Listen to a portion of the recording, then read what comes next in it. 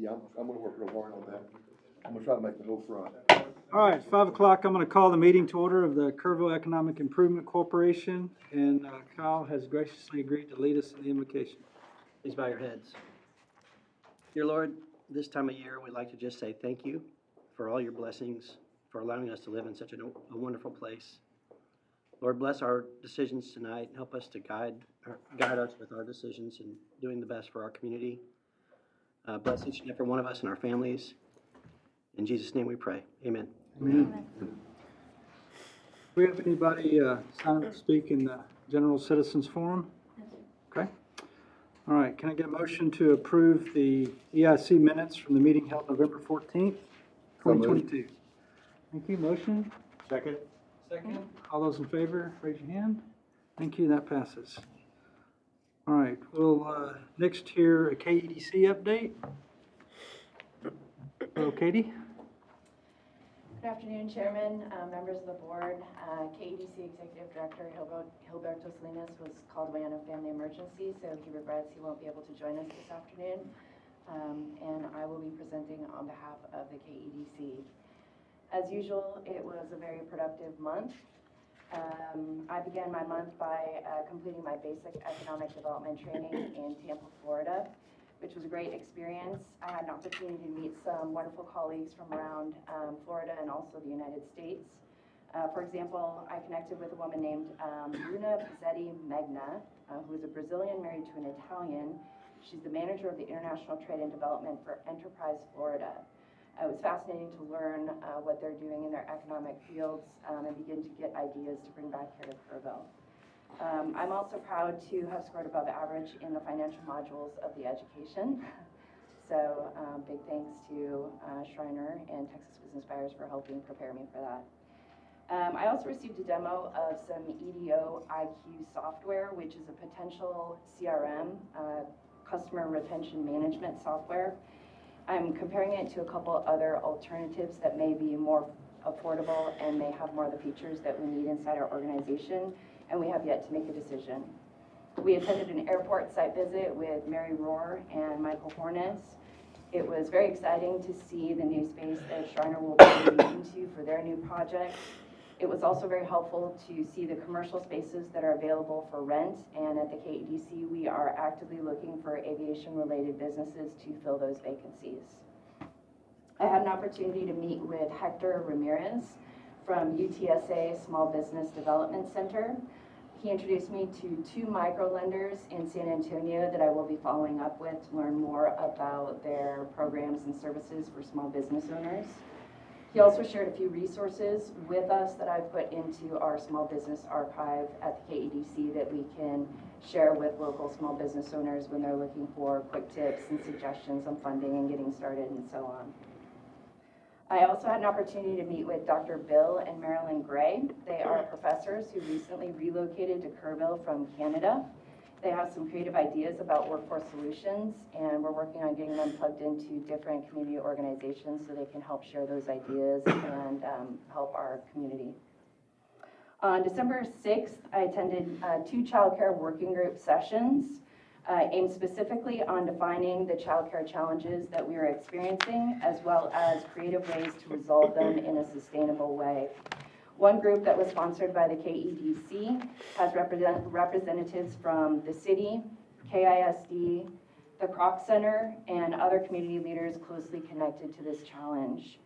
The group sentiment settled on 3 acute child care needs: 5 years and younger, after-school programs, and seasonal programs, immediately followed by staffing and funding challenges.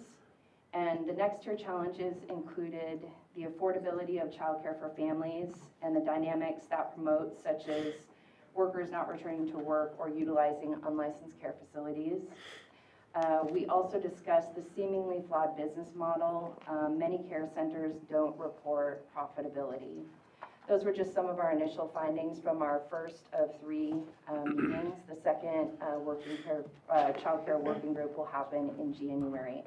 But the second group on December 6th was hosted by Alamo Workforce. It was more of a community town hall discussion that included care center owners, directors, the mayor, and other citizen leaders.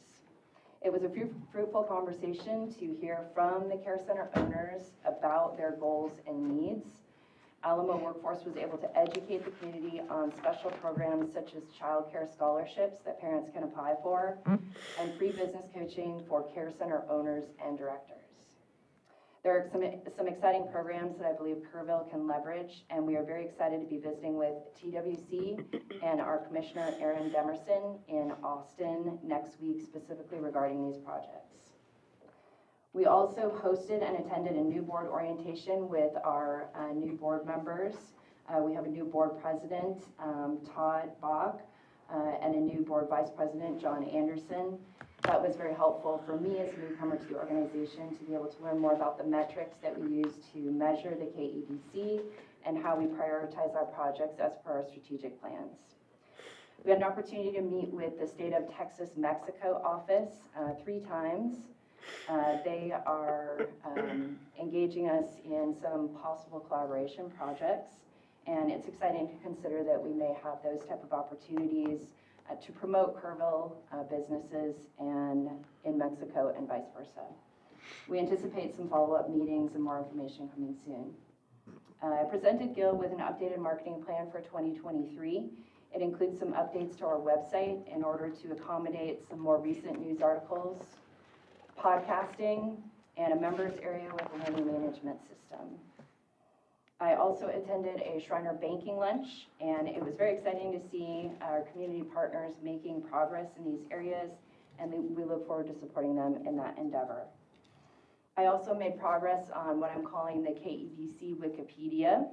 It's like an internal Wikipedia that houses all the information about the organization and will further support sustainability of the organization. And that is an ongoing project that will take a while to accumulate all the information, but I'm pleased to report that I'm making good progress on that. We also had a successful site visit to the Capitol where we met Shirley Temple and Philip Rocha from the Office of the Governor, not the actress, Shirley Temple. She's actually from Cartagena, Colombia. It was a great meeting, but they lead the economic development projects in the governor's office, and they're the ones responsible for sending us some of our highest priority leads. So it was really good to meet with them in person and learn more about their work and how we can support one another and those streams of leads. We shared with them some of our workforce challenges and projects that we're working on, and they invited us to return in the new year and make a community presentation to their staff, so that Kerrville has an opportunity to make an even bigger impression at the state level. We are returning to the Capitol next week, like I said, to meet with our Commissioner Demerson to specifically discuss the child care challenges and share with him our projects and goals. And this concludes my report, unless there are any questions. Any questions? Thank you. Thank you. All right, next item on the agenda is item 5B, the EIC project status update. Dr. Harness? Members of the board, thank you all for taking the time tonight. Appreciate everybody's willingness to go past the time here, and for those of you that were able to attend the groundbreaking, thanks for showing up for that. It's hard to see everybody's faces. I was standing outside, so I know I saw a few of you. With that, I was going to turn over the first item, the Tranquility Island electrical infrastructure, to Mr. George Eichner, who has been instrumental in the private side of that project. And so I was going to let George do a quick update on what all they've accomplished. Well, it's completed. Half of it's completed. When I briefed you and you all agreed to do the matching grant, the project at that time was designed to do the whole island for $200,000, do 105 trees. And after you all approved that, there was a decision made, apparently in the engineering department, whatever, to split it into 2 parts. And so we have phase 1 and phase 2. And it took a long time to get phase 1 started. Actually, the bid would let in August, and the work didn't actually start till February. But John Flowers and Eveready Electric did the job, and I think they did a masterful job. I know John personally; he's a really good guy. One of the things that impressed me the most is that you don't notice any disturbance of the ground there. They put the island back in the, almost the same condition as they found it. And, there's no ruts, there's no big bumps or anything like that. There's I believe about 50 trees that are lit right now. And it's impressive.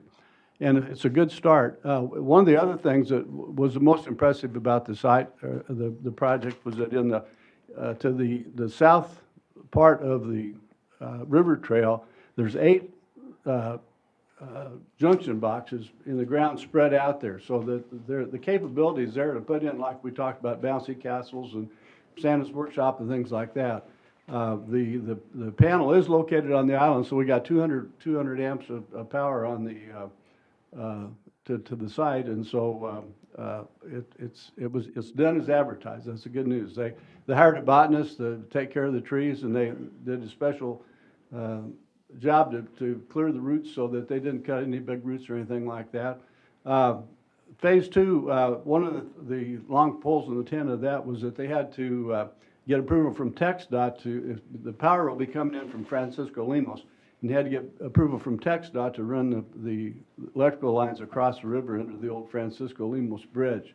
And Kyle Burrow said that they have received that approval, and they're working right now on plans for the Phase 2. And it'll involve K-Pub a little bit more. They'll have to run some different lines across Francisco Lemos to the corner of the property that's privately owned, and so we're not sure how that's going to go. But the seed I'd like to plant is well, to give you an idea, the original bid on the thing was $124,000, and that was in March of 2020, and we adopted the project in February of 21, and then it actually didn't. The money wasn't there until July. And so if you remember, during that time, that's when all the price of PVC and wire and everything went up. And so the $124,000 was from Benno's Electric, and that was for the whole project. Half the project cost $155,000, and so there's $45,000 still left in the bank. We have about $5,000 in our checking account, so we have $50,000 roughly towards the Phase 2. And the seed I'd like to plant is that once we get an idea of how much Phase 2 is going to cost, I'd like to come back to you and talk to you about maybe doing another matching grant for this. We have some leads on some folks that we can get maybe up to $25,000 or $50,000 pretty easy. So the neat thing about this is money's not a problem. It tugs at heartstrings, and it's really a neat project, and I hope you get a chance to go out and look at it. One of the things I wanted to show you that I'll pass around is that if you haven't been down there, we had a Christmas tree designed. It's a zigzag design that mocks the trees that are on Sidney Baker. And the neat thing about this is that the Tybee Mechanical Ag Department is one that designed this thing, cut it out. It's made out of 1/4-inch steel. And they took it to Centerpoint, and they got a big laser cutter over there, and they were able to do that. But if you look in the lower right-hand corner of the picture, there's a package there that has the Economic Improvement Corporation on there as a thank you. So you guys have been recognized, and if it wasn't for you, it would never happen. So I just can't thank you enough for your faith and trust in the project, and be happy to answer questions that you might have. I think that's great. Yeah, just want to thank you, George, for all your hard work and dedication to the project. It's really added a lot Oh, you to the bet. community. Thank you. Thank you. Thanks. And I'm pretty sure that Christmas box on the bottom there is the biggest one. Just, not the limit. So, real quickly, the Kerrville Airport improvements, same status as before. The mobilization is expected to be out there in January to begin the construction of that project. Killdeer Manufacturing is ongoing as we speak. For those of you that were there today, Peterson Medical Center campus infrastructure improvements, the groundbreaking was today for the surgery center portion of it, but they're mobilized and it's ongoing. The Louise Hayes Park Fitness Court we have received the equipment, so we're in the process of, working through all of the ins and outs of that, which is gonna be next piece is gonna be laying the concrete foundation for the fitness pads, and then getting all that stuff together. So I think probably, what did we say, springtime? Springtime, March? Yeah, should be open about in March, hopefully. And last but not least, for now, we are gonna add to this list the downtown area streetscapes. That is pending KPUB soliciting bids for the project. And once they get that, they told us it's gonna be a 60-day window from start to finish when they're done with that project. And with that, I'll turn it back over to you, sir. for Any questions on any of the projects? Okay. Thank you, Michael. Yes, sir. All right. Next item is our monthly financial report. Hello, good afternoon, board. Julie is out this evening, so I'm gonna go in. Okay, so we're looking at November financials. Here. Okay, right on to the statement of activities. The sales tax, for November came in at $411,000 for the month. This was a 2% decrease compared to November 21. And looking back at the October, report, sales tax that came in, we had two large payers that paid future period payments, so of course that's going to decrease their portion for the next month of November. We did receive December sales tax on Friday, and it came in at $375,000. That is close to a 13% increase over last December. So after that payment, our 12-month average now is about 10.6%. Is that reflecting October? Those are, yes, October sales. Okay, so fiscal year 23 sales tax collected to date is $853,000, and based on our budget of $818,000, you surpassed that by about $35,000. So we're coming in pretty strong there. The next revenue down is your interest income, and so November earned $20,000 for the month, $15,000 in your pool, and close to $5,000 in your short-term investments. So interest revenue for the year is at $35,000, and that has already surpassed the budget by $30,000, but we started investing pretty heavy and rates are really good. Moving down to administrative services, expenditures to the city for $16,667, and then your monthly debt transfer for $90,428. And right below that, you'll see your investment purchases that went out, that $980,000. So we purchased two short-term investments. One piece was a commercial paper, and the other was an agency, and those were each $500,000. The commercial paper is bought at a discount, and it'll be earning 5.53% with a term of 9 months, and you should earn about $19,800 on that piece. And the other is the agency for a Federal Home Loan Bank, and it's a 12-month term, earning a flat 5%. So total interest on that is $25,000. Down to the project section, there was no activity for November, but as Mr. Horner said, that we did get our equipment in for the fitness court. So we did do that transfer into the project fund for your total commitment of $100,000. And if we have any savings, I believe we can look at that. And so that brings us to your net position. With your investment purchases, your change in net position was a negative $656,000, but an overall year-to-date of $615,000. Any questions on that? All right, so to cash flow and same setup here. Your first column here is your activities for the month of fiscal year 23 through November. So your ending cash balance is $4.2 million. Your next column is your remaining first quarter estimations with those updated cash balances. And then your final projections for the rest of the year off to the far right. Okay, and then just your last final financial analysis. Top chart are the market values of your investments and total cash in the pool. And then your middle chart there is your sales tax revenue with the budget actuals and comparisons to last year. And then just the bottom chart are your current committed projects and balances. And that is all for the month of November. Okay, any questions? Thank you. All right, thank you. Item 6A on the agenda is to consider funding application to the City of Kerrville, Texas EIC for a concept study for the westward expansion of the Kerrville River Trail from Palacios del Guadalupe condominiums, extending 12,800 linear feet northwest to the Spur 98 Bridge, then approximately 13,600 linear feet back along the southeast side of the Guadalupe River to the Francisco Lemos Bridge.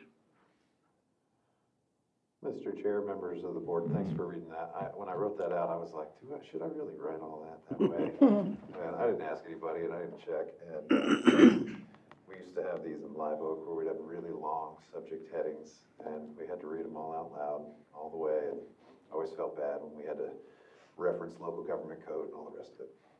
So anyway, as a part of the discussion last time and in funding the downtown portion of the River Trail, there was a lot of discussion about funding Nimitz Lake and the westward expansion, and I think everybody here understands and remembers that conversation, and a few of you were on the board during the original discussion of the River Trail, which envisioned that westward expansion that would at least have gone to Nap Boat Ramp. And so what we've gotten from Mr. Hewitt and Hewitt Engineering is a quote that you all have in your packets, and the total amount of the quote, if the board so desires, is for $182,800. Obviously, all of the areas where Kerrville 2050 aligns with the River Trail, there are so many of those things. One of the discussion points in this slide was kind of part of that discussion topic we all had.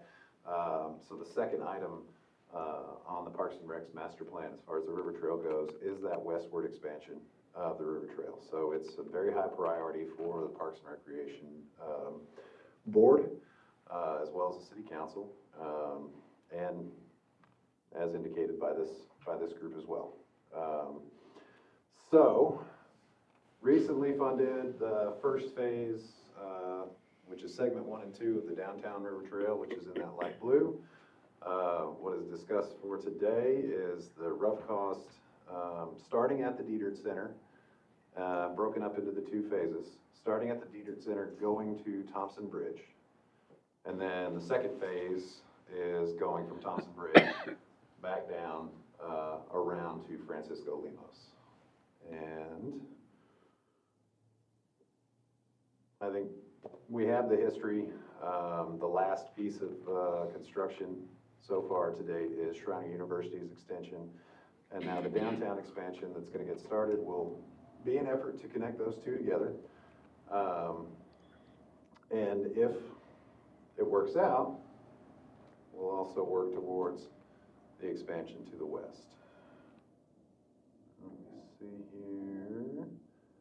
So the phasing, if you can see that, that very short segment that's pinkish, I think, I'm kind of colorblind, so hopefully that's red pinkish, is really that first segment that's going to get to Nap Boat Ramp. And then the second segment looks to get all the way up to the spur to Thompson. And let's see. A little bit of the summary of what we discussed, what we've asked for from Mr. Hewitt. That first part, again, is 12,800 feet. That's going to head west from Palacios, the apartments. Is that right? That's the name of the apartments, yes. And then the second part, coming back down, total, it's a really long section, right? So you've got roughly 4 miles, 5 miles, yeah, all the way around. And so, let's see what we've got as far as the breakdown. So as far as the breakdown goes, you see in your packet, that first section is $85,500.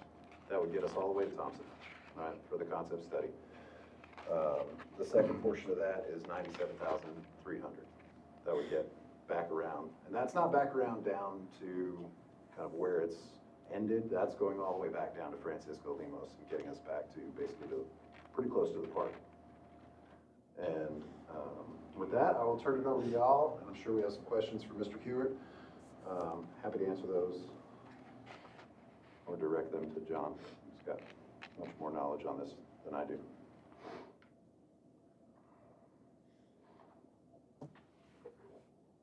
The staff recommendation, when we speak to, when EA and I were talking about it, and Ashley, is we really want to know and understand what the total scope is, because eventually we're going to want to go all the way around anyway.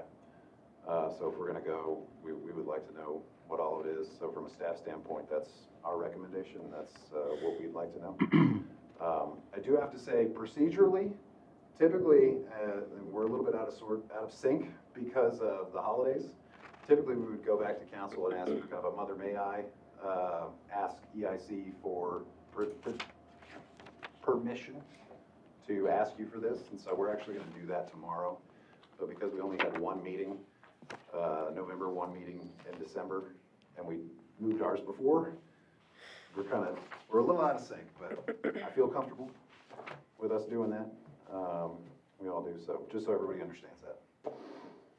I have two questions that maybe John might be the better person to answer them. One is, as part of the concept study, will you be able to report back findings in terms of existing easements that the city has on both the north and the south side, and where you anticipate maybe some difficulties in obtaining those easements? Yes, that'd be a part of it. We'd identify all the owners of the properties all along the route, and that would be a part of it. You would talk to them and find out if either there's an easement in place or... Yeah, I don't know that we would talk to each property owner.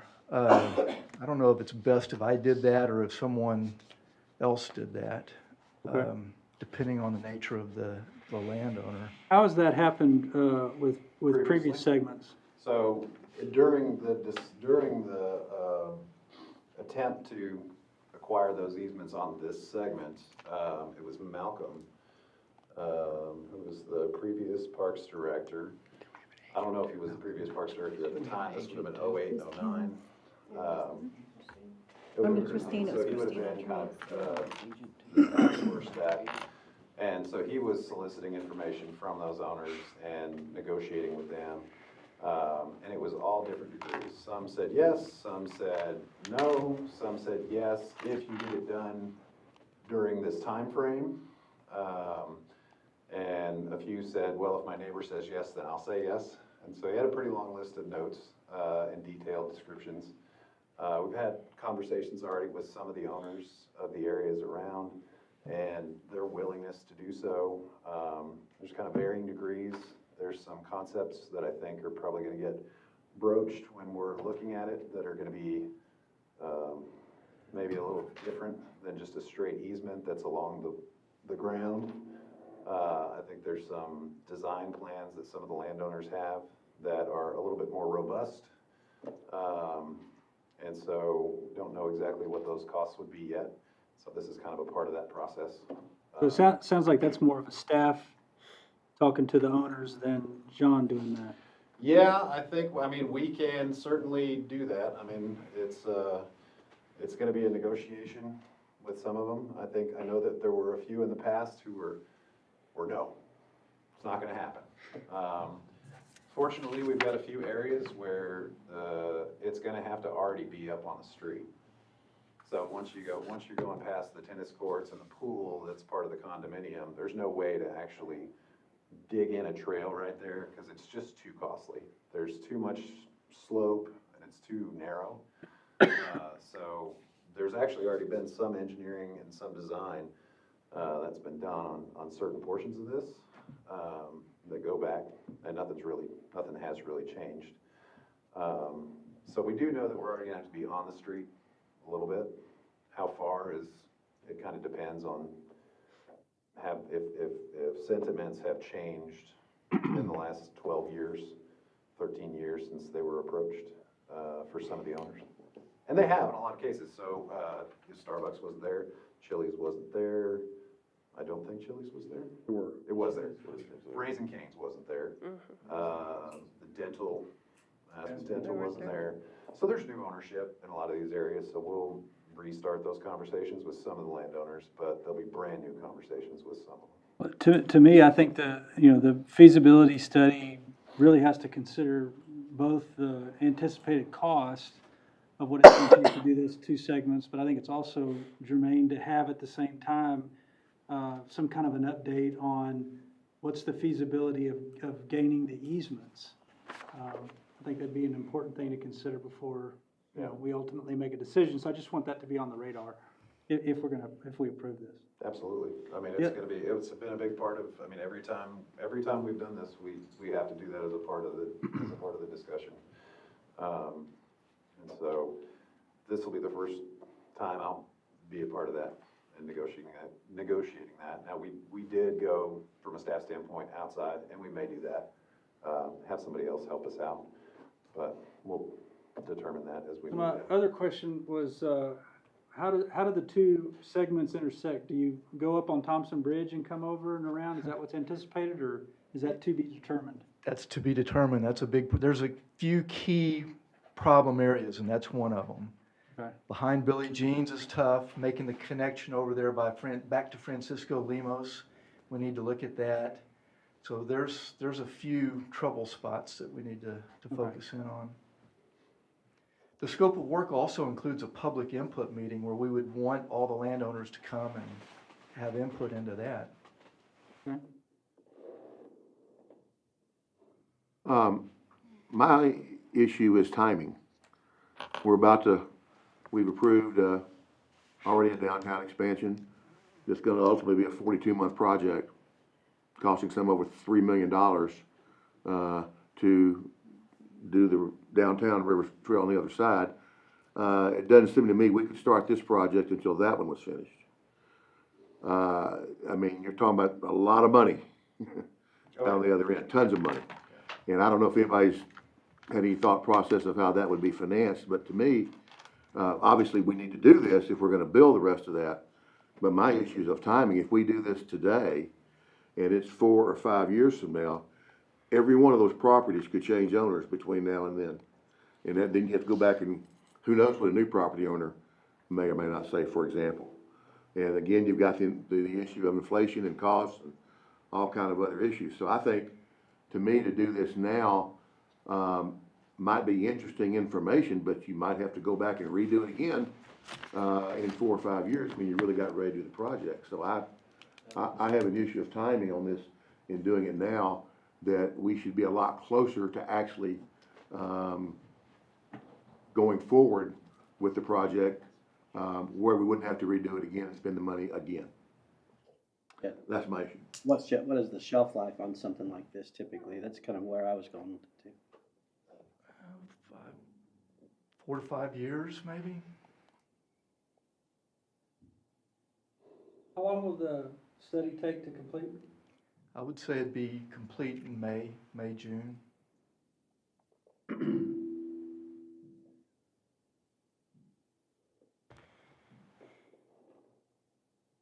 Anybody else? Thoughts? Well, I mean, my initial reaction was, well, I'd love to see the trail go all the way around both sides. 5 miles of trail is obviously gonna be a lot of money. And not even taking into consideration the downtown extension portion, but, you know, my thought was by the time you get all the way around, you know, that study could be outdated, and 180,000 is a little more than what I was thinking it would be, and I'm sure it would be less if we had a smaller segment on there, but, I hear what you guys are saying too, and if we're taking it as a foregone conclusion that we're gonna continue on the north side downtown, towards the G Street Bridge, that it likely will take a while to get here, much less getting all the way around 5 miles worth. Well, help me go kind of get my head wrapped around it. And I'm gonna break it off a little bit. Let's just take it from Trailhead now to the bridge. That 2 segments that we're showing there. Let's just say we do that in the next 6 to 9 months. In your opinion, what's the shelf life on that? Is that what you said earlier, 4 to 5 years? Yeah, I mean, You there's a lot of landowners that aren't gonna change. I mean, the banks, the restaurants, those aren't gonna change. There's some private owners down near Guadalupe Park, it could change. But most of the businesses, I think, will be the same. So, I mean, I'm just guessing 4 to 5 years. I don't think that Chili's is going to change in the next 4 or 5 or 10 years, really. Their opinion of whether a trail goes behind them. I would think the engineering itself isn't gonna change. The Engineering itself will not cost- change. The Really all cost we're will go talking up. about Cost is the analysis would change. Availability of the easements will change over that period. Yeah, but the engineering itself won't change. So John, if we had your completed report today, but it had been done 10 years ago, what's your rough estimate of what it would cost to update it? In other words, how much of what gets done initially gets carried forward? Is it 50% of it, 75% of it?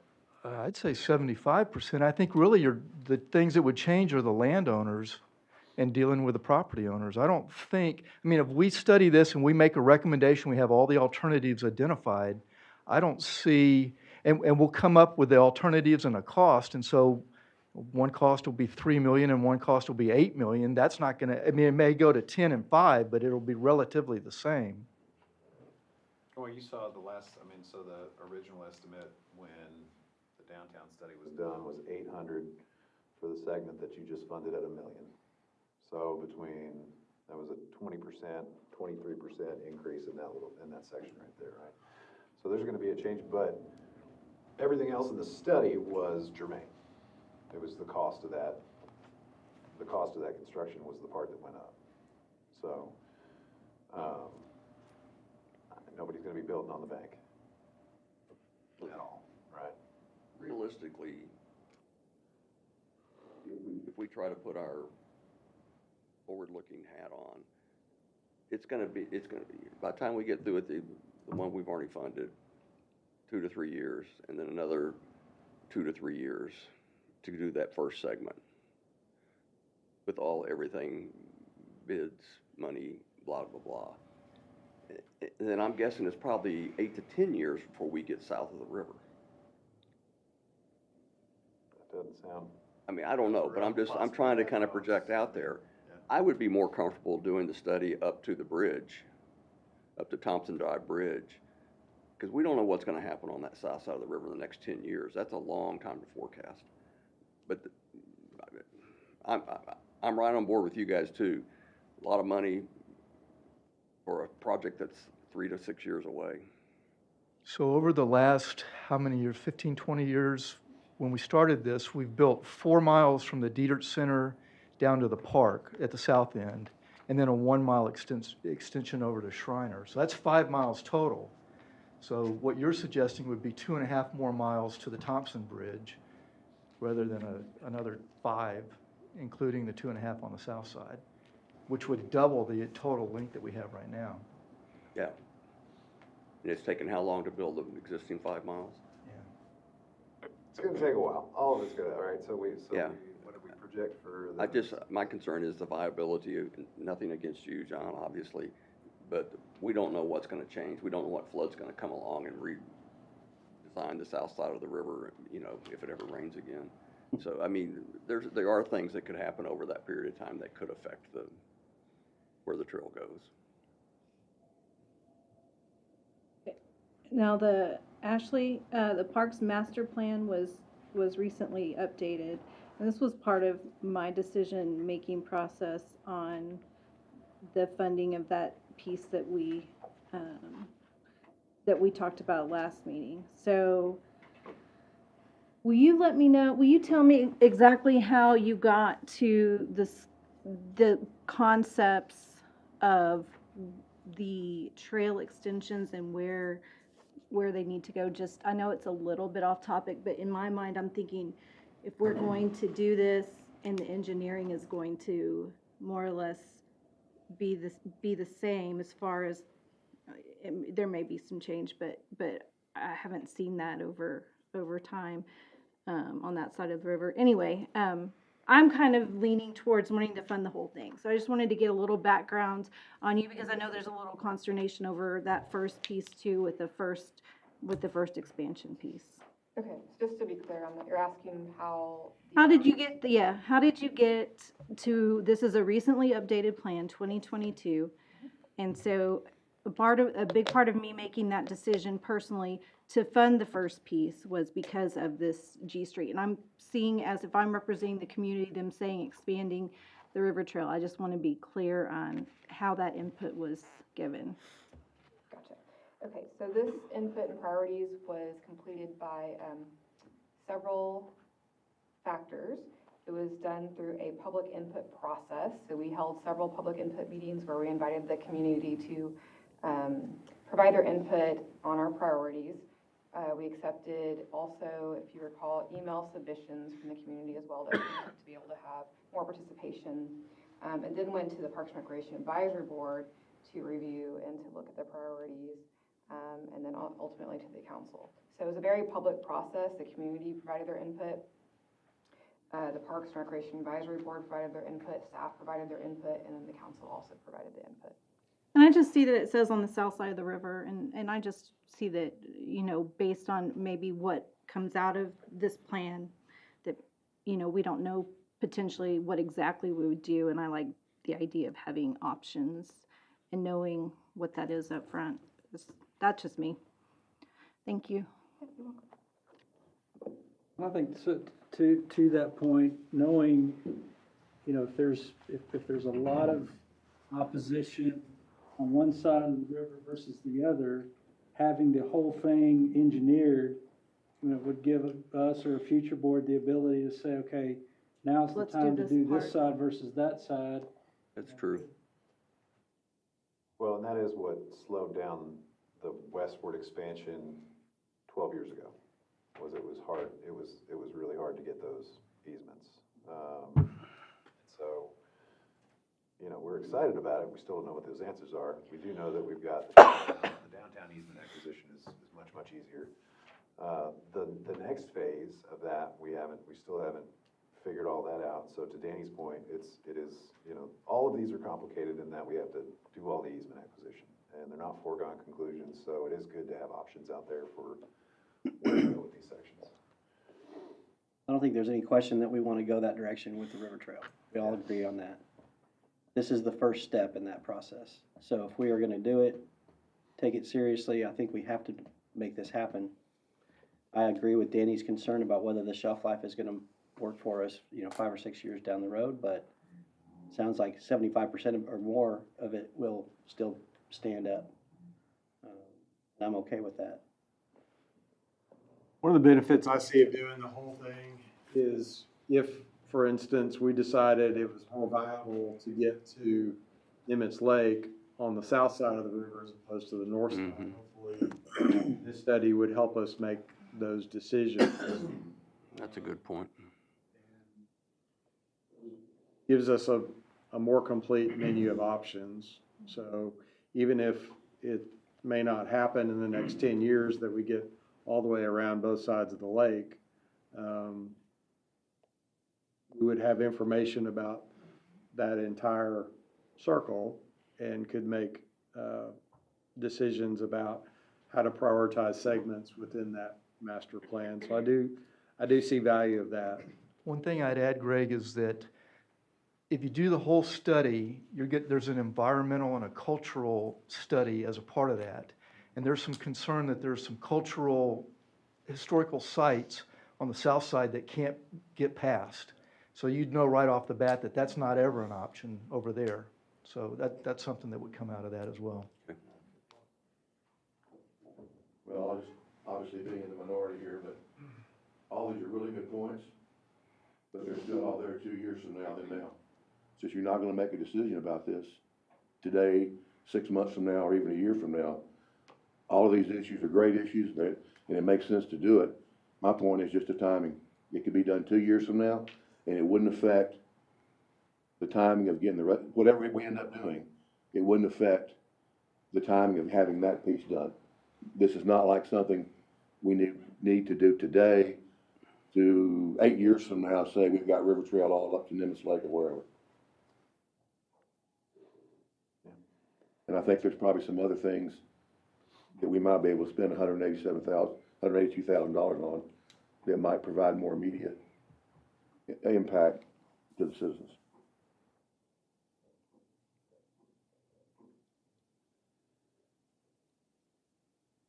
Everybody had an opportunity to share their thoughts?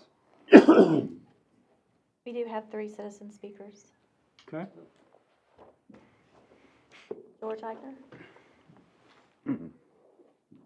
I was gonna be a cheerleader for this, but I think Danny's got a really good point, but one thing I'd like to add is I don't know that there's ever an ideal time to start something like this. In the grand scheme of things, $182,000 isn't that much money. Maybe just look what we spent on the park.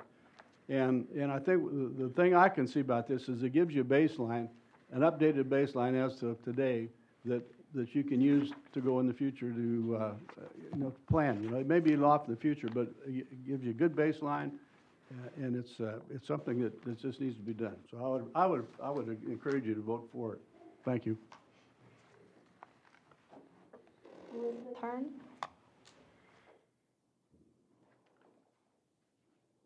Hello. Hello. I want to thank you for your dedicated service to the city. After watching 2 of these EIC meetings, it's evident to me that being a voting member is clearly not for wimps.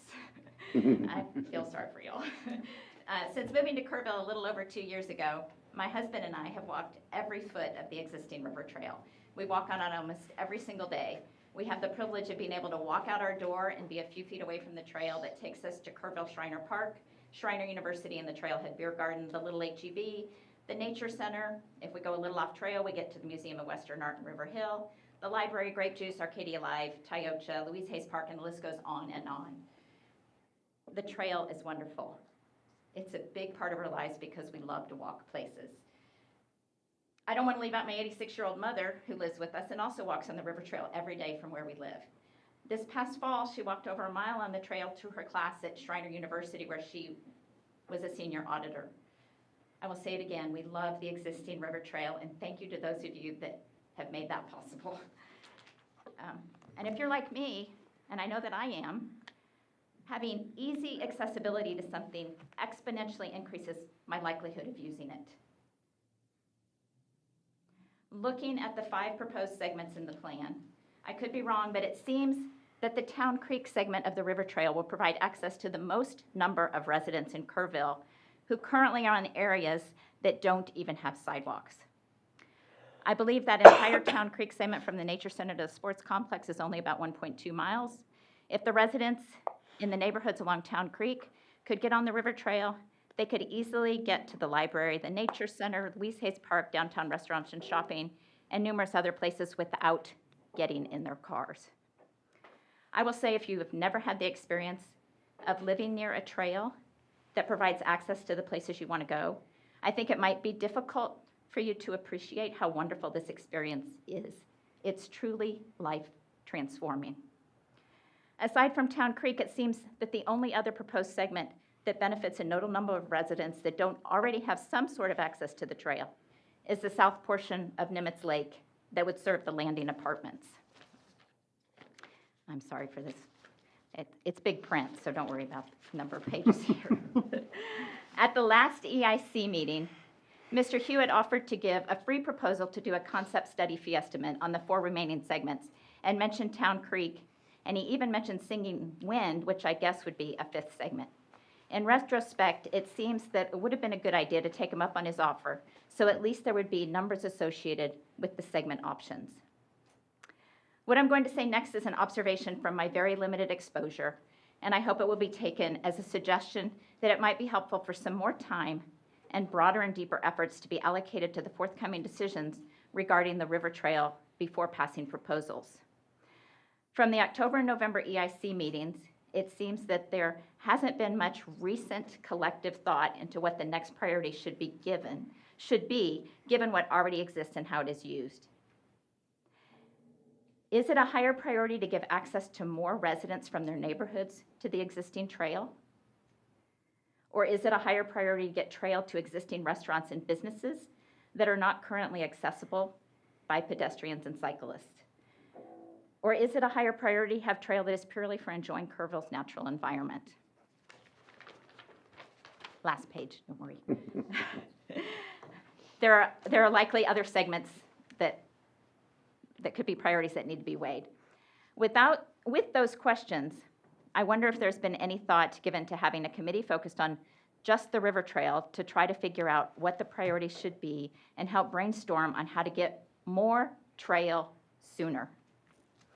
In conclusion, with the collective priorities not being clearly evident at this point, I would ask the voting members tonight to consider tabling this vote and to ask Mr. Hewitt to provide his original offer. It's free. Thank you for your consideration. Jill Drake? Good evening, I'm Jill Drake, 206 Jackson Road. My husband and I researched where we wanted to retire. We lived up in Paris, Texas, Northeast Texas, and we chose Kerrville about 18 months ago. And one of the reasons we chose Kerrville is because we like to kayak, we like to walk along the river, all the wonderful things that this community has. And so I really do want to echo Ms. Hearn's statements about the feasibility studies of other areas, other segments. I mean, I think the Town Lake segment, Town Creek segment is a wonderful opportunity to go from my house up to the sports complex up there and walk along the creek there. We're birders, we love to be outside, and that really is an area of a segment that's been proposed. I think that could be built or improved for less cost. I was really encouraged when Ashley put this up here. And the number 4 is create hike bike trail along Town Creek. Well, it doesn't say that that's another segment of the river trail, so I'm not sure if that means it's just going to be like a dirt trail or something. I don't really know, but I'd be very encouraged to hear more about that. And because it is number 4 on the master plan for this year, I'm very encouraged that Parks and Rec and the city and this body as well will continue to look at that area and to try to do something to improve that and connect the citizens here in the city up to that park. And as Elizabeth said, the residents along Town Creek can walk then to that trail, and then they can just walk downtown. I mean, I hope that people in this town want to do that and want to walk, because as Elizabeth said, it really is a wonderful feeling to be able to like get on the sidewalk, walk down to Grape Juice, walk down to the Arcadia, walk down to Mamacita's, or walk down to H-E-B, and not have to get in your car. So anyway, thank you for your consideration. Thank you. Anybody else? John, could you clarify what you offered for free? Be generous. Back the minutes. I think it was a back of the envelope. This is going to be 2,800 feet. It's going to go from here along Town Creek across Shriner Boulevard. I don't think it was a full-blown evaluation for that. But no, I think what I was talking about was just how long it would be and generally what route you'd be looking at. Now, Town Creek, I mean, we know about where we want to go, and the big problem is crossing Shriner Street there. I mean, there's a tight crossing right there that we have to, where Town Creek crosses Shriner Boulevard. And so I know that was the tough spot on there. Put that map back up on the screen for that Town Creek segment.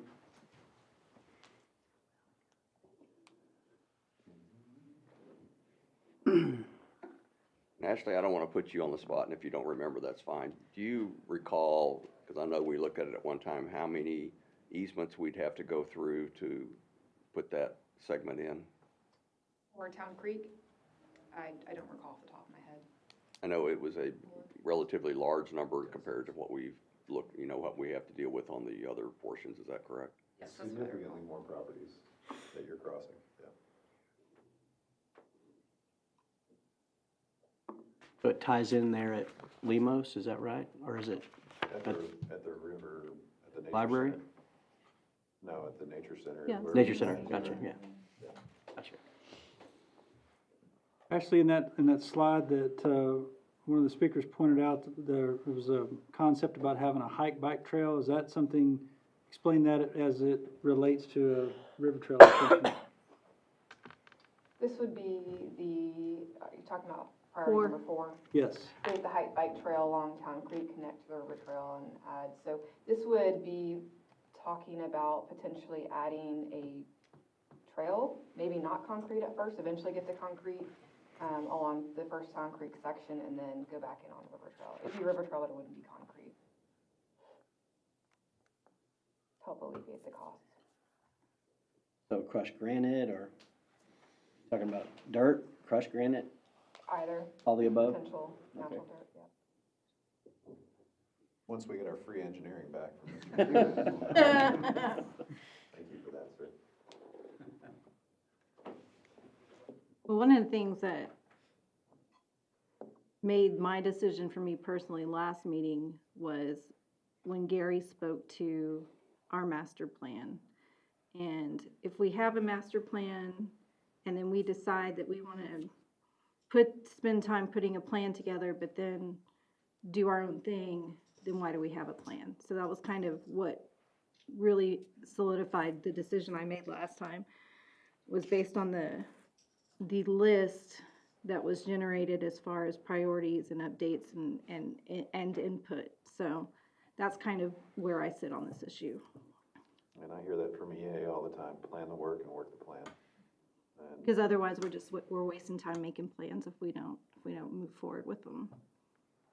So to that end, if there's been some master planning that involves Town Creek, if we're gonna take a global perspective on trying to figure out, which direction do we go next, does it make sense for us to pause and have John provide,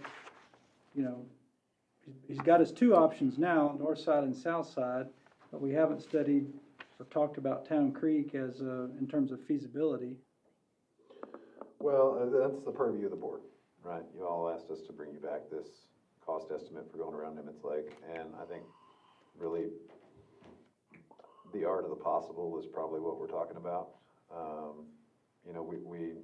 We did talk about this potentially taking a long time to go all the way around Nimitz Lake, and what is the value of that study once it's been on the table for 15 years or 10 years, whatever it is, for especially those sections on the south side, that undeveloped property. It would be adding to that, going westward on Town Creek. I think mostly a bandwidth issue, but if that is, since the purview of the board, we could certainly. If it's a bike trail and you're not talking about concrete and floodplain as much, then if that's more of a near-term thing, then it might not be necessary to do. I don't know. I'm not an engineer, but to do the level of work that you would do on a full river trail, I don't know. Is that Well, the so- case, John? Like, when we do KSP, and the volunteers are out there doing the trails out there, it's designed, but it's not engineered. Right. Right, so, I mean, if you're forming a trail that is like you would see at Kerrville Shriner Park, where you have the mountain biking trails, it would be akin to that. You still run into the issue of us working through the easement acquisition. Yeah. Right, so you have to legally cross those properties. So I don't know that it would be as much engineering on a dirt path, but there would be segments in there that we know we would need to have concrete paths. The goal is ultimately to be concreted, but. Yeah, the goal would be ultimately to concrete it. So we would want to know what that engineering would look like. So to me, it sounds like that, and John, correct me if I'm wrong, but maybe that's a little bit of a lighter load to carry from an engineering standpoint, instead of saying, let's fully engineer the whole distance, of maybe helping select the route and figure out where some of the problem areas are. I mean, is it even fair to ask you for a ballpark about what something like that would cost to add to the study scope? Yeah, I mean, I don't know what that length is from the nature center up to the softball fields. Is that you would take it all the way up there? Or the soccer fields, I guess, is where you would take it. I don't know. If it's a mile, let's just say it was a mile and a half, it would be half probably of what the north leg was. So $40,000, let's say. Greg, would it be appropriate for us to, again, there is no time issue on this particularly. I would like to know what the concept would cost to go up Town Creek. And then I know you've kind of broken this down, if we take it to the bridge and if we take it all the way around. So I see it in kind of a three-part bid, if we could get it that way. I mean, I know, And if you studied Town Creek, one of the things you'd look at is it's still in a floodplain. I mean, it's the Town Creek floodplain that you'd be in. Velocities might be lower than they are on the Guadalupe River, so maybe you could put some of the areas with asphalt or not concrete and save some money that way. I'd like to know that too. I'd like to know what, sorry, Kyle, I didn't hear you. I'd like to know the same thing that you said. I would. I'll just share my thoughts on the concept of the Town Creek extension. I think what a great blessing to live close enough that you can just hop on a trail segment and make your way along wherever. And as we expand it, more and more people will have that benefit to be able to do that. But the vast majority of the residents of Kerrville aren't necessarily going to be within walking distance of any segment. And in my view, what's important and special about the river trail is the experience you get once you're on it, not necessarily whether you can walk to it or you live next door to it. I maintain there's something unique about Nimitz Lake that, and I have the benefit of working right there, being able to look at it every day. It's a beautiful experience, especially when you're down on it and in it.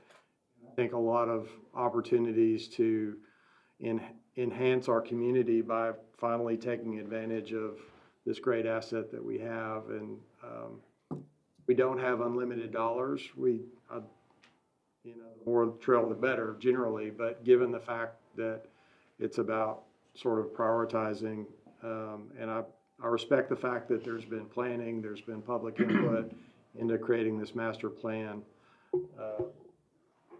My view is there's a great opportunity on Nimitz Lake, and it's a fabulous experience, in my opinion, that's unique to any other segment or option out there for River Trail.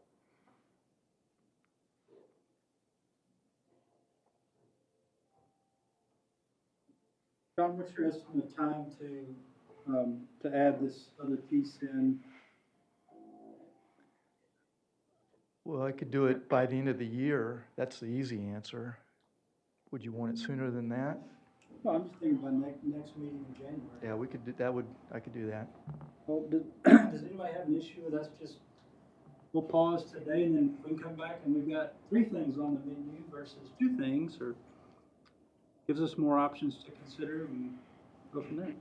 Well, I mean, I guess my question would be, are you saying there's potential that we would say, let's do Town Creek and not do Nimitz Lake? Because I'm ready to vote on Nimitz Lake, but, we asked John to bring this to us, it's on the plan.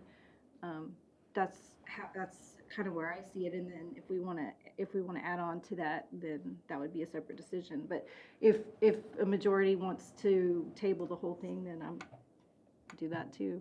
John, do we get a quantity discount for studying Town Creek and Nimitz Lake together? Sure. Sure. Sure. I'll go ahead and make a motion, and then we'll just see what happens. How about that? I'll move that we approve item number 6A. Second. Okay, I've got a motion and a second. All those in favor, raise your hand. Okay, those opposed? All right, that passes. So, All right, so we will do a Mother May I tomorrow with the city council for $182,800, I believe it is, for the full funding of the entire Nimitz Lake section. We are gonna have an early January meeting. That is January 9th, I believe. We'll have a discussion with council tomorrow. Once we get a decision from them, we'll post that in the paper. We'll have public hearing for this on January. Did you say our meeting's January 9th, or next council meeting is Oh, January? EIC. EIC is gonna be January 9th? Yeah, it's early because we had a holiday for Martin Luther King, and so the consensus was to move it up Okay. a week. And I say January 9th, hopefully I'm saying the right number. Yeah, that's the second Monday. Is it? Nice. So, I think what I heard from the board as well, though, is what I think we'd like to do is also get some numbers from Mr. Hewitt on Town Creek as well.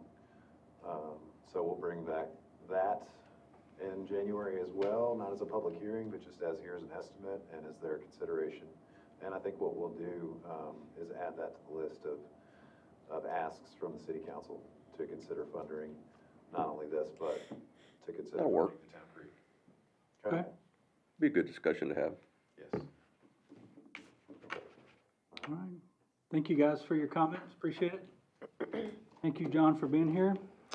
All right, do we have anything we need to consider in executive session? I'd like to No, sir. raise an issue. At the last meeting, you gave us, we saw a slide that had some, a wish list for Singing Winds Park and the pool. Yes, sir. I'm not proposing we build an auditorium, but, I would like, I think that area, the pool, the park, we even had a speaker who mentioned that she couldn't take her grandkids swimming any longer because she had to go to the, for whatever reason, she had to go to the more expensive pool, and we don't seem to talk about that. We have money. I would like to see what, if anything, from parks that we could do to improve that pool, to make it better for our citizens, whatever that is. And I don't have I don't know what I'm telling you to do, but I'd like to see something back to where we could look at doing something at Singing Winds to, if it's the trails, the pool. That's a pretty nice asset that we're just not doing much with, seems to me we're ignoring. And I'd like not to ignore that. I'd like to see us do something there, because I think that could benefit a lot of our citizens if we improve that, to get the facilities upgraded to where to make it, to make it better. So I don't know if that's be a motion or not, but I'd like to have that discussion too, about that park and pool and what we can do there, because that's something that's used by a lot of our people. So I think what we could probably do is we could have a discussion with the city council, not at the meeting tomorrow, because it's already posted, but at the first meeting in January, to discuss bringing funding applications related to Singing Wind. No, I'm not asking for funding. I'm asking, and gosh, I hope we can do this on our own with having city council approve what we put on our agenda. All I'm asking for is for you to come back with something not as grand as the whole thing that was on that wish list, but something that let's just say $2 million. I don't know what the number is.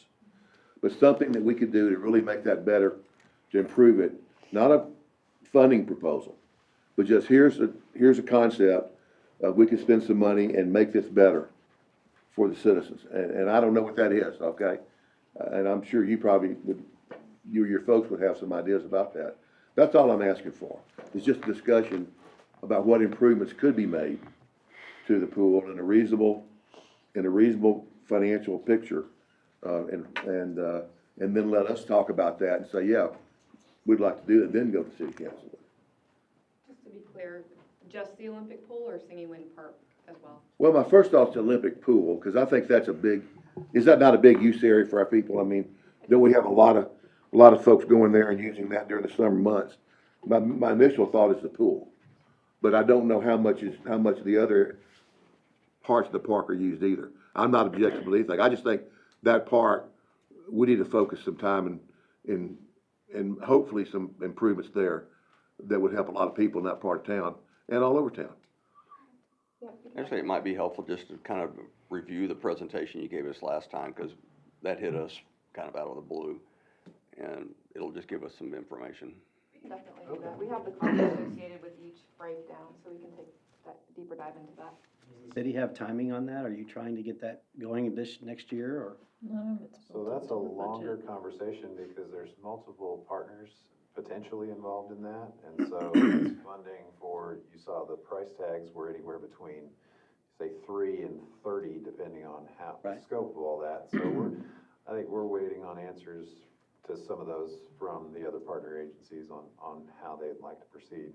But Danny, to your point, I just want to clarify, my understanding of this is that when there are capital projects that are city-related projects that we have always done, this is something that, this is a recommendation that city council wants to make to EIC to consider funding. And that's the process that we've gone through in the So you're past. saying we don't have the authority to make our own judgments about what we'd like to see funded, and present that to city council? No, sir, I'm not saying anything like that. I'm saying that from a city facilities standpoint, there's kind of a priority order that's made by the governing body, and that the recommendations of that body come to this body for consideration for funding. Okay, well, then all I'm asking for is bring back that presentation, maybe break it down into smaller pieces than 3 million or 30 million, you know what I mean? And say, we need a new, I don't know, if we need to pool equipment, or if we need to replaster, or if we need to retile, or if we need to build some bathrooms, or build, as you talked about, an air-conditioned facility for first aid and the employees. Just, here are things we need to do, and here's a general cost of doing those things. That's all I'm asking for. Because we're sitting here spending money, personally, I would like to see alternatives, other than all we're facing now is River Trail. River Trail, River Trail, River Trail. That's all we talk about. Last month. And I think we should be talking about other things. Surely there are other things that would do this city good, rather than just River Trail. Well, yes, sir, and that's why we brought you that list of many different options, to all the things that we're considering. So just bringing these back on a prioritized list based on recommendations from the Parks and Rec Board, City Council, all the way. But the golf course was $1.3 million. Looking at the pool was gonna be, I think we can certainly bring back some of those easier ones that are really impactful, because the coping at the pool, the plastering at the pool, those are big issues for us. Those are costly projects, and those have a huge impact. So we can bring all that back. We can. Well, even the golf course, I mean, I think the golf course is a great asset for the city in attracting visitors, and when people come here, and I don't think $1.3 million to me, it's a pretty, and I'm a golfer, I've been an avid golfer, so I'm prejudiced. But $1.3 million to me, if that would improve the quality of that golf course substantially, that's a no-brainer. I'd do that in a heartbeat, because I think that would more than pay itself back, for the vast number of our citizens who play there every day, every week. I think that would be a great benefit.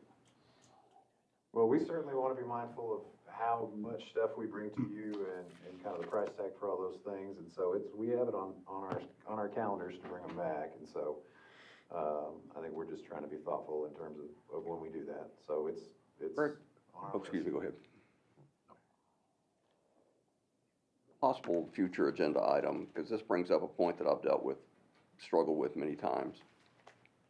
The process, as I understand it, is the EIC is a separate independent body from the city of Kerrville. Mr. Hayes? Yes. Is that correct? So we have the authority to fund things without city council's approval, is that correct? So how can we be an independent body if that's not the case? Well, that's just the way the state law is set up. I mean, you're an independent corporation, but remember, they've got to approve your budget, and they've got to approve any of your expenditures. Any expenditure that we do, it has to go through city council. Well, I would say I struggled with this too, especially when I first got on council, in the ebb and flow of how this body works and how council works as independent or not. Maybe I'm off here, but I do think that it would be worth considering, not spending a whole day, but perhaps as a future agenda item. You gave us a list, maybe EIC needs to talk about priorities to that list as well. I don't know. I mean, we do that as council, so you're bringing things to EIC that council has prioritized, but again, I don't know that EIC has really had a collective voice as a body as to looking at items that maybe, members of EIC would prioritize as well. Historically, I think we've been a reactive agency Yeah. as opposed to a proactive agency. Is that correct? So maybe, Is that the way it's set up to be? No, no, not necessarily. I mean, you all could do what Mrs. Clarkson is suggesting, is create a list of priorities based upon, you know, the defined projects in the act. The only thing I think is, let's say you all create a priority, right? And then you get, go and blow with it, and then council says, yeah, we're not gonna approve that. I mean, and I'm not suggesting that's happened or could happen, but that's. But it could happen. Potentially, yeah. So, you know, there's kind of this symbiotic relationship, but you all absolutely could go talk about the parks improvements and the golf and, you know, what you would like to see over a period of time. I don't see what's possibly wrong with us saying we'd like to improve the golf course. City council may say no, we don't wanna do that. Right. They're the elected people and. I get that on a I don't city, know why we always have to just be reactive and not saying, here's what we like. I get that on a city-owned property, they're Yeah. actually, but River Trail's not a city-owned property, and yet they have to approve it, and that bothers me a little bit. Greg, can I speak to this? I'm relatively new to this, to this board. Everything that I have seen and heard about proposals to come before this board for consideration, from my perspective, all of it's good. I mean, I'd like to see the River Trail or other trails go all over the community, Nimitz Lake, Town Lake, whatever you want to do. I think it's all good, but it seems to me as a practical matter, our wish list as a community is significantly greater than our current capability to pay for things. To me, it would be helpful if when something came to us, or if even it starts here, I thought, that we could have a comprehensive understanding of looking to the 2050 plan and River Trail and things outside of the River Trail that might otherwise come to this board, to get a full comprehensive picture of what the different alternative uses of capital are. And in my mind, importantly, what criteria should we use as a board in making recommendations? It's unclear to me that we have criteria that could be uniformly applied across these projects to determine which should be the most important for consideration. I looked at, I'm sure many of you did, at the recent elections and seeing the city of Bernie, considerably smaller than we are, passing a $13 million bond issue just for parks and recreation alone. And another, 23 million passed for road improvements. Kind of envious looking at that. But it just seems to me that we've got 27 years left in the planning horizon for the 2050 plan. And with the amount of funding currently available on an annual basis and projected for this board, there's no way we're going to be able to fund all of the things that have been talked about. And I would like to see a criteria list applied universally, and I haven't seen that. I understand how some of this has been prioritized, but it wasn't, this board, as an example, did not have any voice in that prioritization.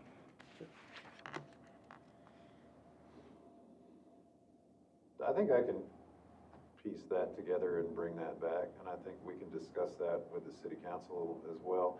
But from the standpoint of, instead of, here's a project, this is the project that's going to be submitted to EIC, what about the alternative of, hey, these are the 5 projects that are the most important to the city council at this point?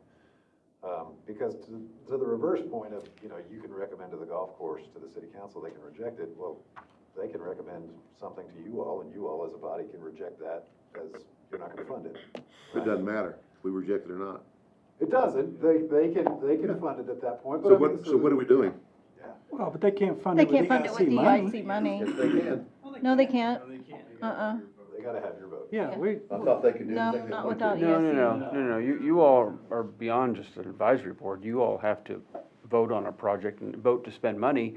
They have to look at it and basically up or down. I'm gonna speak as a council member, if that's okay. Sure. Okay, and only as a single council member, but we go in May to a planning retreat and we make a list of priorities. I would say everything that's brought forward to EIC has hit upon council priority and/or master plan priority.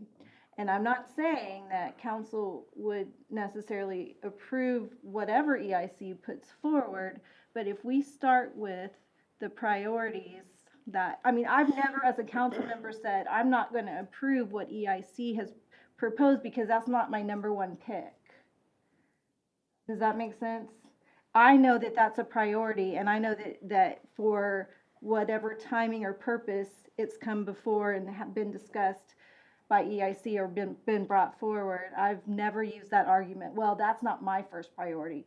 Everything that we talk about in here has at least been somewhat vetted through council, through meetings, discussions at meetings, and planning. So I don't see a problem with EIC taking a step ahead of the situation by saying we don't want to just be reactive. We want to have a part to play. All of these things are important. So maybe we should have a focus as well as a body. Well, we've kind of started that with the priority list that you gave us, and Ashley's brought us quite a bit of stuff on what's on the master plan. It's just a matter of where do we like. Yeah, so I think we just need Right, to we've got see a that, starting point. digest it a little bit more, and maybe workshop that a little bit to try to identify what is this group's. Mhm. How would we order those priorities, you know, given our inclinations? And that just gives us a greater sense of the global view of what's out there, that there's expressed desire for, Mhm. that we can then weigh in on. So, Greg, what do you think about, you know, Kim's talking about the city council doing, you know, planning and prioritization. What do you think about doing like a, you know, say a 3-year plan where we don't talk necessarily about individual projects, but we sort of, you know, set some parameters for, you know, this is how much we want to set aside over the projected revenues of the next 3 years for, let's say, affordable housing, and then River Trail, and then parks budget, and then economic development, recruitment. Just kind of get some big sort of general buckets that doesn't mean we couldn't go around it, but that way we don't forget about the fact that even though we don't see it every meeting or maybe even each fiscal year, a request for a big affordable housing project, we know that that's a priority for us. It's going to be a big dollar amount when it hits, and just to sort of keep things in line. I mean, to Danny's point, all we talked about is River Trail. Well, okay, if we have some general consensus around, you know, how much over the next few years are we potentially willing to dedicate towards that, I think that helps prioritize and facilitate some discussion about, you know, what's reasonable to do without spending all your money on any one particular thing and losing sight of what your broader priorities are. well, I think that having a discussion and being mindful of the breadth of options that are out there, I think is always healthy.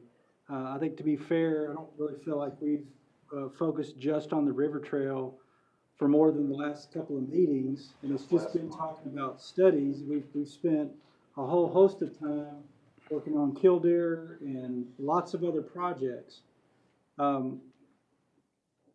We can't call the pitches that are thrown to us. When a project comes up that's workforce housing, and really for a lot of the projects we have, there's other money involved. We're just a participant in it. The dedication today was a good example of that.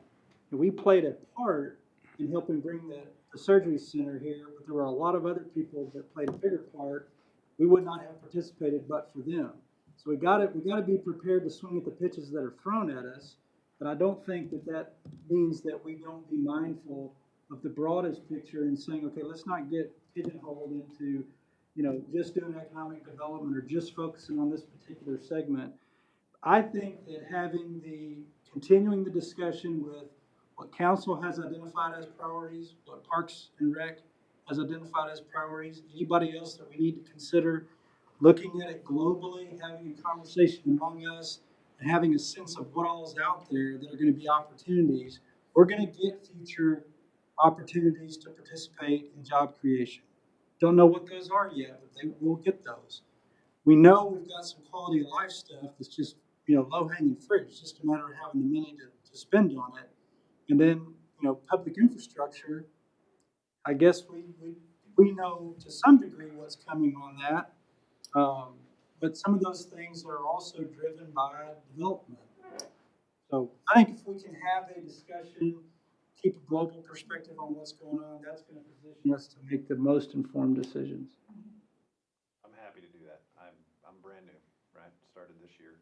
So your budget has professional services in it, and then that's kind of it, And so from a planning standpoint for the upcoming budget season, when we start, we can discuss ways that we can do that if it's more of a priority to bring several quality of life projects for the board to consider and then make recommendation and to assign money. I mean, there's a bunch of different discussions to have on this, and we're happy to do it. So, we take our direction from the board. Y'all tell us where you want to go, and we're going to move.